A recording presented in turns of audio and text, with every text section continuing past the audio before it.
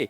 सबसे पहले लैमार्क एक वैज्ञानिक थे जिन्होंने जीवन के विकास के बारे में समय के साथ कैसे परिवर्तन हुआ इसकी सबसे पहली बार व्याख्या की।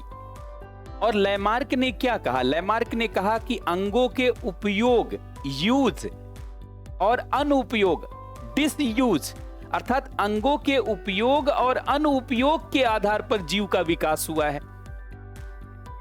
और लैमार्क ने कहा कि जो जीव अपने अंगों का उपयोग करता रहा उस अंग का विकास ज्यादा हो गया, और जो उपयोग नहीं करता रहा उसका विकास नहीं हुआ।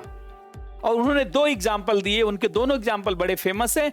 एक जिराफ की गर्दन, उन्होंने कहा जिराफ कालाहारी मरुस्थल में रहता था, शुरू में छोटा सा था, गर्दन उसकी ऐसी थी, लेकिन बाद में उसने क्या किया, कालाहारी मरुस्थलों में रहने के कारण बार बार पत्तियों, अपने भोजन को प्राप्त करने के लिए गर्दन को ऊंचा उठाना पड़ा, जिसके नाते धीरे धीरे उसकी गर्दन क्या हो गई, लंबी हो गई।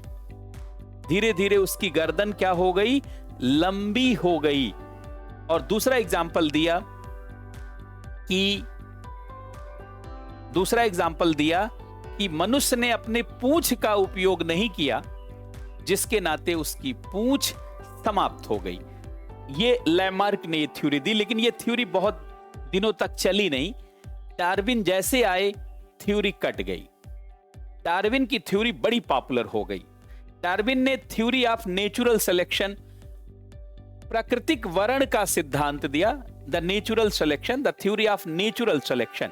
और डार्विन ने कहा कि जीव का विकास अंगों के उपयोग और अनुपयोग के आधार पर नहीं हुआ है, बल्कि जीव का विकास पर्यावरण के साथ संघर्ष करने की क्षमता के अनुसार हुआ है। जो जीव पर्यावरण के साथ संघर्ष कर ले जाता है वो जीव जिंदा रह जाता है। जैसे समुद्रों में बड़ी मछली छोटी मछली को खा जाती है, ऐसे उन्होंने बताया। और ये थ्योरी जानते हैं चलने लगी। डार्विन की थ्योरी बड़ी पॉपुलर हुई और बहुत दिनों तक चली। और डार्विन ने कहा कि मनुष्य के पूर्वज बंदर थे, फिर पूरा बताया कैसे क्या थे। खैर बाद में ये थ्योरी कट गई, ये भी कट गई, ये तो पहले ही कट चुकी थी। फिर ये थ्योरी आ गई कि नहीं, जीवों का विकास और अंगों का विकास जीन के कारण हुआ है। मनुष्य के अंदर जैसा जैसा जीन पाया जाता है, मान लीजिए कोई अच्छा जीन है तो आंख में रोशनी ज्यादा है, कान में ज्यादा सुनाई देता है। लोग कहते हैं ना कि भाई ये जिस प्रजाति का है उस प्रजाति में लोग लंबे होते हैं। नार्डिक प्रजाति के लोग गोरे होते हैं, लंबे होते हैं, और निग्रॉइड प्रजाति के लोग काले होते हैं, किसी का बाल घुघराला होता है। ये सब उसके जीन के कारण है। स्टडी किया गया कि काकेसाइड कैसा है, मंगोलाइड कैसा है, नार्डिक कैसा है, निग्रॉइड कैसा है, प्रोटोअस्टेलाइड कैसा है, मेडिटेरियन भूमध्य सागरी कैसा है। और इस आधार पर बताया गया कि नहीं भैया, सब चीज को जीन निर्धारित करता है।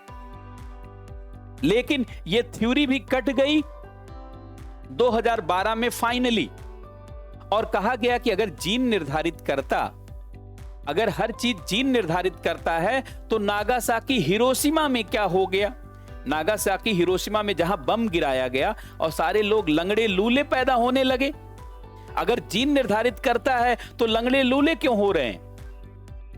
इसका मतलब है वातावरण में जो चेंज हुआ है, पर्यावरण में जो बदलाव हुआ है, हिरोशिमा पर बम गिराया गया, नागासाकी पर बम गिराया गया, वहां का पूरा वातावरण ही बदल गया, पूरा इन्वायरमेंट ही बदल गया, तो लोग लंगड़े लूड़े और जानते हैं अपंग, बहुत सारे तरीके के लोग पैदा होने लगे।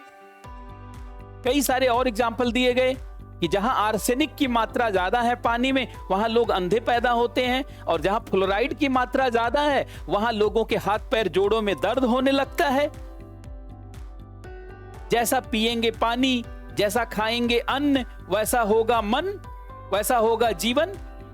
जैसे बात सुना होगा आपने कि पानी, अन्न, ये सब निर्धारित करता है, क्योंकि इसमें बड़े स्तर पर प्रयोग किया गया। एक व्यक्ति को दवा खिलाया गया लंदन में, सेम दवा उसी व्यक्ति को, फिर उसी व्यक्ति को दवा खिलाया गया पेरिस में, फिर उसी व्यक्ति को दवा खिलाया गया दिल्ली में, फिर उसी व्यक्ति को दवा खिलाया गया टोक्यो में, और फिर सिंगापुर में खिलाया गया, और देखा गया कि व्यक्ति वही, दवा वही, लेकिन असर अलग अलग था। क्यों? जब व्यक्ति वही, दवा वही, तो असर क्यों अलग अलग हुआ?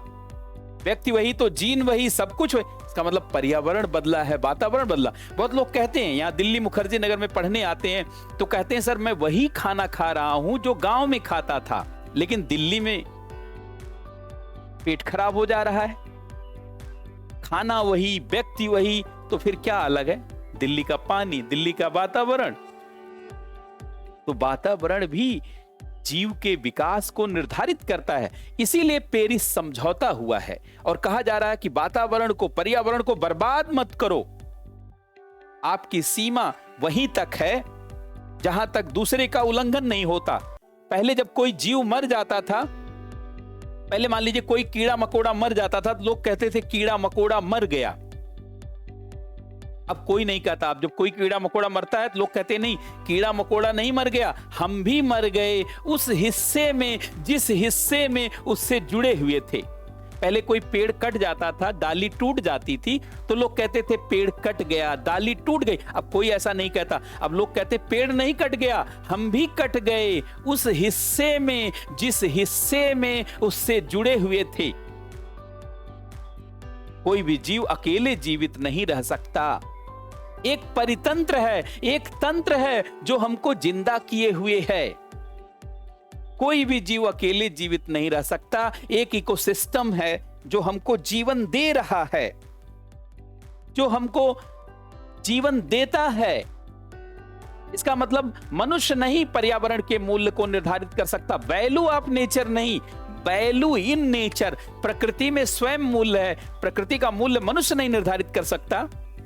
इसीलिए पेरिस समझौते में इस सारी बात को शामिल करके और सस्टेनेबल डेवलपमेंट गोल 17 SDG 17 को लागू कर दिया गया। सतत विकास लक्ष्य 17 है, ताकि पर्यावरण का संरक्षण हो, क्योंकि पर्यावरण संरक्षित होगा तो मानव संरक्षित होगा।